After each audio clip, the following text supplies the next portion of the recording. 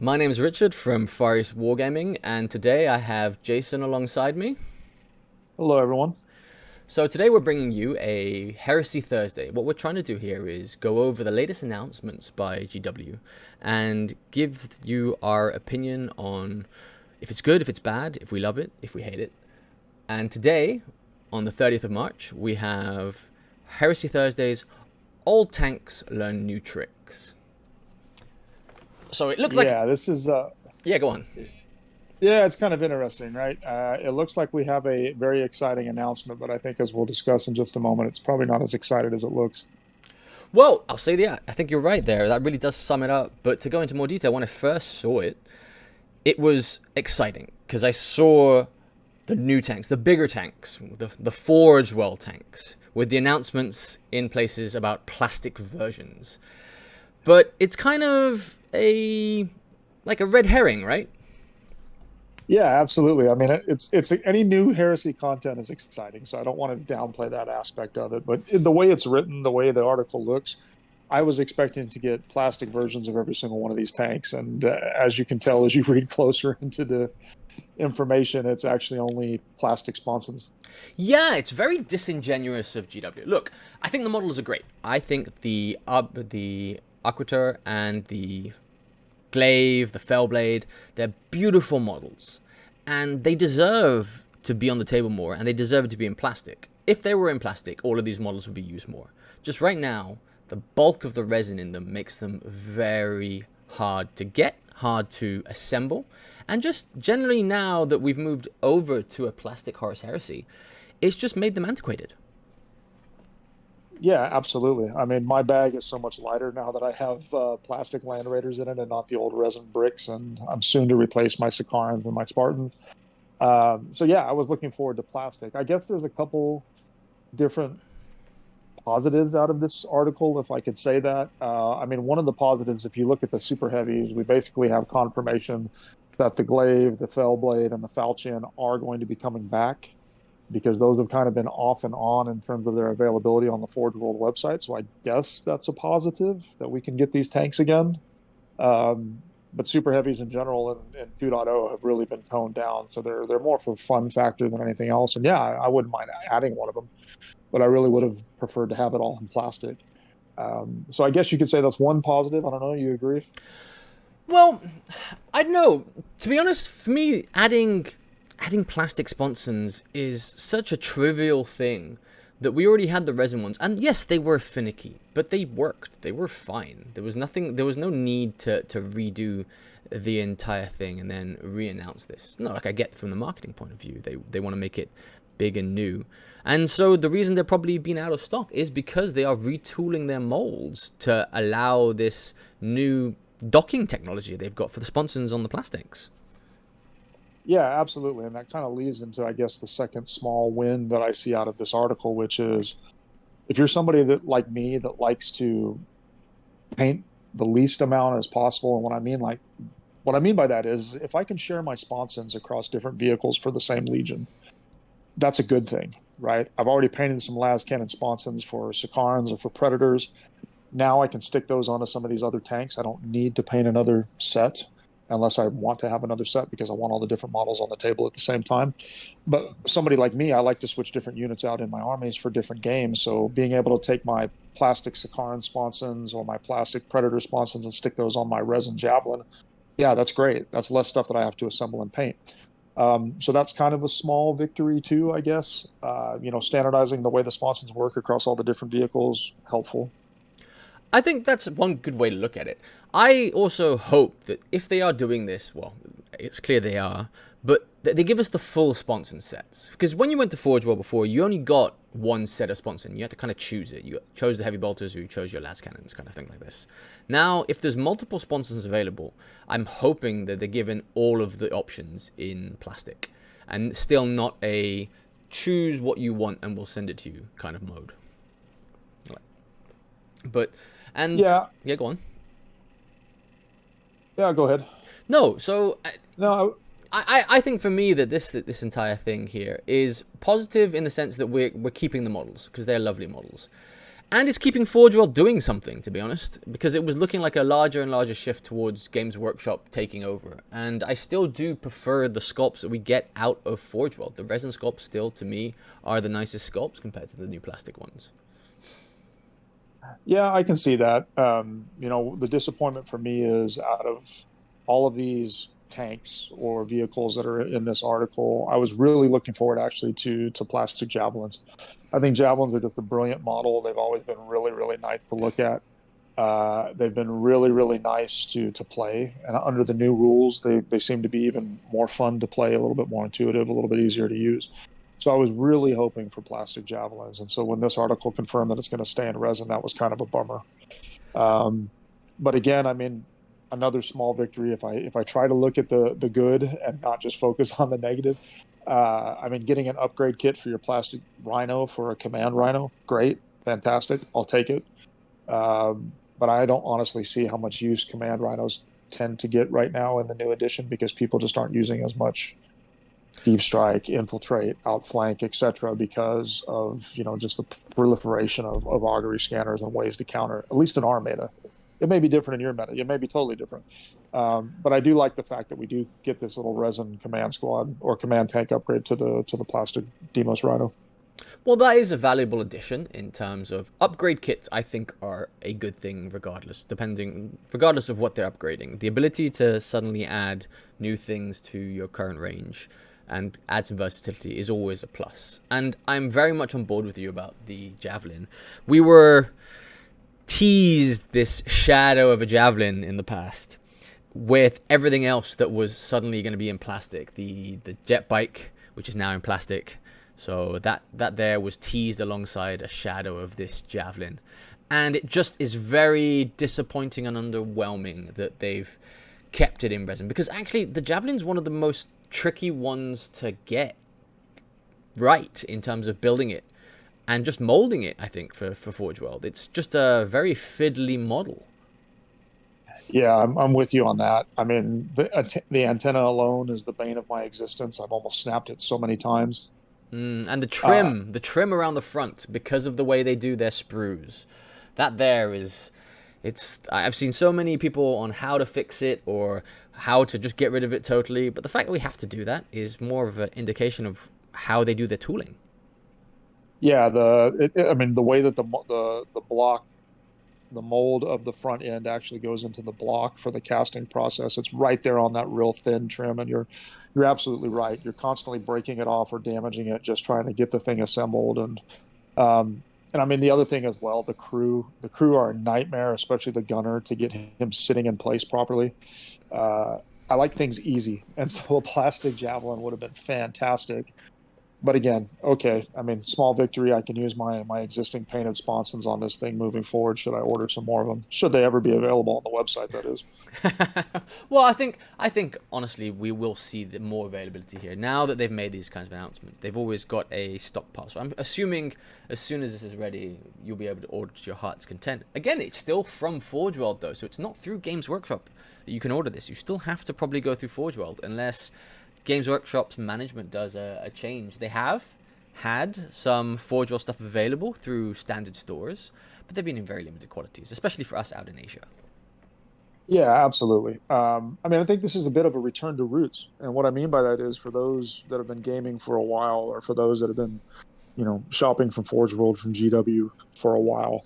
I mean, Forge World basically started mostly doing kind of like upgrades for 30K, or excuse me, for 40K, for fantasy battle, and then they branched into 30K and whatnot. And really, their bread and butter was just the upgrade kits that weren't high enough volume or popular enough to be part of the main line inside of Games Workshop. And it's almost like we're going back to that. You're getting a lot of stuff moving over to plastic, via the GW website, and then Forge World exclusively becomes kind of our upgrade or our big ticket item kind of site. And that's really a return, like I said, to the roots before 30K just kind of exploded, and Forge World was solely responsible for putting everything out. Yeah, I guess that's part of the way the organization's going to be. I was worried for a point in time that Forge World was actually just going to stop and just be swallowed up by GW, which would have been a pity in itself, because the specialist game side of things, and now that Horus Heresy is no longer considered specialist, we're mainline, I think, or like mainstream in GW's frameworks. It's nice to see that things can still come out of Forge World. Yeah, absolutely. I mean, I'm a huge resin junkie. I think you've seen my room of shame. I have piles and piles of Forge World resin just because I love the stuff so much. But it is a bit finicky to work with. It's expensive. It's heavy. It chips easier compared to plastic. Blah blah blah blah blah. So I'll take it. You know, any heresy love is a good thing. Whether it's in plastic, whether it continues to be in resin, whether it's upgrades, whether it changes to the existing range, I'll take it. Doesn't mean I'm satisfied, but I'll take it. I think that really is a synopsis of this, where we're happy some things come out, we're disappointed in what they've announced, but the fact they've announced these are staying in the main line. And I think one of the things, the Lords of War, we were worried those would go to Legacy, like some of the other things that have gone to Legacy here. And then saying they're going to support it really means that we're likely to see more of these in the future. And, oh God, fingers crossed, maybe if it's popular enough, we might get them in plastic. Yeah, exactly. We'll see, but I'm holding out for plastic Mark IIs, Mark Vs. Yeah, that's where I think my heart is at this moment. You know, tanks, whatever. Okay, good. Well, yeah, Yeah. tanks themselves have seen less love in this edition of Horus Heresy, so 2.0. It's just because of the changes we've seen. It's very much a more infantry heavy, and seeing more plastic infantry coming in. The missed Mark, the Mark V, which I think was a big miss on GW's part for not putting it in the Age of Darkness box instead of a Mark 6, or something closer to the Mark IIs we had in the past that were in resin. Bring those back, maybe in specialist units or some form factor. Combat Patrol is what they're doing in 40k, but something along those lines for Horus Heresy. I think that would be something great to see on the shelves. Yeah, absolutely. So this announcement today, I think it's not going to put more of these tanks on the table. They're still going to be pricey from a wallet perspective and difficult to get for those of us outside of the UK or the US. But again, yeah, small victories here and there, but overall, I would say meh on today's announcement. Yeah, I think that really sums up the announcement today. And since today is our first time we're doing a Heresy announcements podcast, I thought we'd have a quick look at the one we've just missed from last week. So I think that was, God, I'm going to butcher the name here. How do you even pronounce this this campaign? Well, my American English, I'm going to say Decide the Fate of Chthoniya. Chthoniya? With a K. Well, we'll go with that. We'll go with that because my pronunciation is probably not any closer than that. So, the Titan Fate of Chthoniya. So, what they did announce is they announced a new book. Yes, and I think this is a bit of a sneaky good thing, and I'll explain what I mean by that. At first glance, people are probably saying, "Ooh, wow, campaign book! These things are a dime a dozen in 40k." If you come from 40k, you know we've got the Arcs of Omen thing that's happening there in 40k right now. We have the black books that we've historically used in the first edition of Horus Heresy, which were a combination of campaign book plus fluff, plus rules, plus fantastic art. They were absolutely amazing.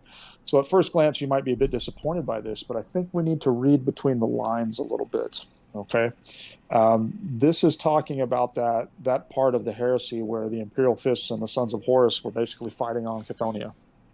And it opens up massive amounts of potential at first glance. And the article itself talks about so many different things. But I think we need to understand a little bit of the background. Fists, Sons of Horus, fighting on Chthoniya. Both are actually recruiting replacements from the local population. So think about that for a second. The Imperial Fists are recruiting from the Sons of Horus homeworld to replace their battle losses, and they're putting them back into the fight as loyalist Imperial Fists. So knowing that little bit of background information and re-seeing the description here, I think we're getting a lot of new units and rules in this book. That's just my theory. And I'll talk a little bit more. I'll stop there, but I'll talk a little bit more about it in a minute. Well, yeah, that's a pretty in-depth view. For me, from the more skimming the top level, seeing new books come out is very much reminiscent of what we had in version 1.0, where we got black books, campaign black books. And to me, I loved those. But also what I loved about the black books were the quality of the book itself. And I'm just feeling that them releasing this, I know I'm going to call it standard hardback, as opposed to a refined limited edition version, is another missed opportunity for them, because those are things we like as, well, I like, and I think the majority of the people I know like as collectibles for this. Yeah, but let's not forget when they released the core rules for 2.0, the book you got in the main starter box, it was this style of book.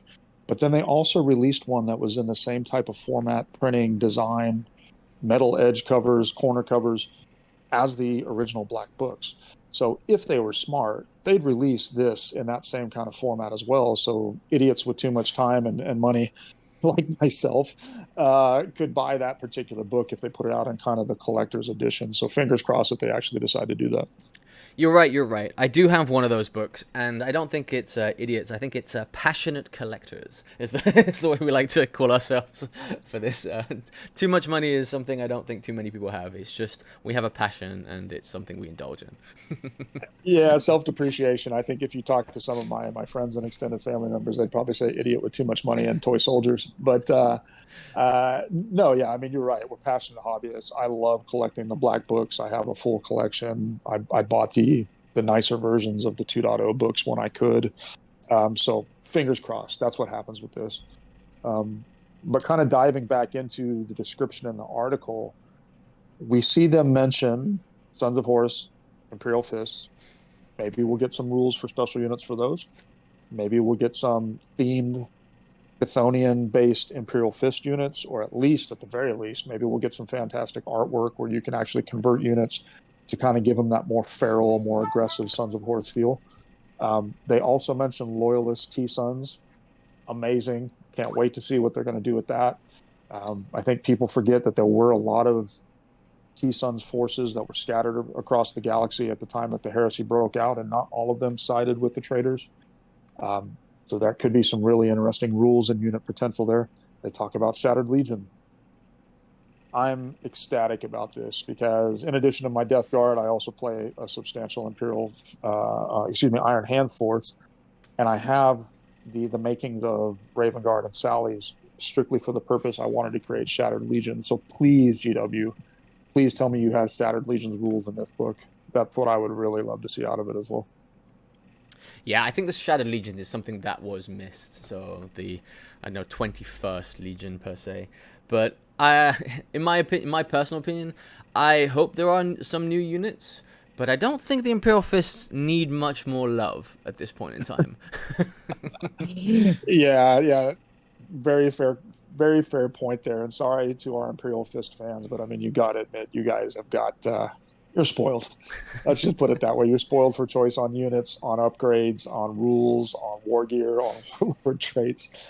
I'm not jealous. No, I'm not jealous. Maybe I'm a little jealous, but yeah, you're right. Imperial Fists definitely don't need more stuff. Sons of Horus maybe could use a little bit more, but if we could get some of this, these units and these legions from the periphery that are mentioned in the description, mentioned in the book, if we could get some stuff for them, that would be amazing.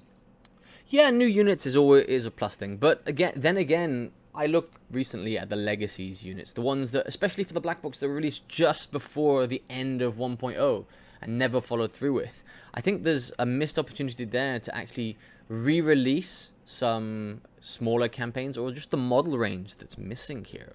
We're missing stuff from several of the legions that have been around or been in the black books for over a decade, and we're now trying to revamp for what I think might be unnecessary units for certain legions who have already had a lot of love. The two main legions of 2.0, the Sons of Horus and Imperial Fists, are very, very much loved legions in the rules at this point in time. Yeah, I mean, fair point. I'm going to put my business hat on, my corporate hat on. I mean, I can totally see why they're releasing more stuff for that, because those two legions are the poster boys, apparently, for Horus Heresy. Excuse me. There's probably also a lot of players of those two legions. So, I mean, from a business perspective, yeah, giving them more love makes sense. But again, I'm looking at the description here in the book and really hoping that some of these other units, legions, whatever, get some rules. And I think probably the other part that I take away out of this campaign book is the fact that we get more missions. Because the 6 missions in the core book, great. Fantastic. But they're getting stale. already. They're getting stale because most of them are pretty much ported over from 1.0. So even in our play group, as you can attest, we're doing different things. I mean, we're playing the Goonhammer missions. Yep. We're looking at different ways to change it up rather than just playing the same 6. So if we're going to get more missions out of this book, I'm all for it. I think that's true. We need to revamp the play style, because even from the 6 we had, there's certain ones you just can't, like, you don't play all the time. And the Goonhammer, well, I'll say we've played one game of it so far, and it was a very positive game. I'm looking forward to trying out a few of the others, but setting out new missions or new scenarios, even what I'd consider one-sided scenarios, those, since we play, or I think just the community in general is a very narrative-based things, it doesn't have to necessarily be even, as long as the scenario itself dictates certain things. I think that would be quite fun to see. Yeah, that opens up a whole other can of worms that I think we could do another podcast on, which is narrative versus competitive. You know, our group favors the narrative. There's nothing wrong with whatever style you decide to play. It's your game. It's your dudes. But yeah, I mean, missions that are narrative based, fun, right? Even if it's a uphill battle for one of the sides, it's just the fact that we get to recreate the battles from the novels and from the fluff and the backstory. I think that's an amazing thing. So let's see what they have to say. But again, overall, I think this is a sleeper positive for the community, and I can't wait to get my hands on this particular book. Well, I think that really rounds up everything we've got to say for this Thursday. We're hoping to do this on a regular basis for every Thursday's release, and we're going to be bringing you more content from Far East Wargaming very soon. We've had some hiccups along the road, but I think things are working out for us now as well. So, Yeah. Jason, thanks for joining me. My pleasure, always. Whether it's gaming, talking, whatever, I'm a total nerd about all this stuff. So thank you for having me and the opportunity to speak this Thursday as well. Well, from us at Far East Wargaming, thank you for tuning in. Please like and subscribe. We're looking forward to bringing you some more content in the very near future, and we'll be speaking to you again next week at the same time. Have a good night. Yep. Happy gaming.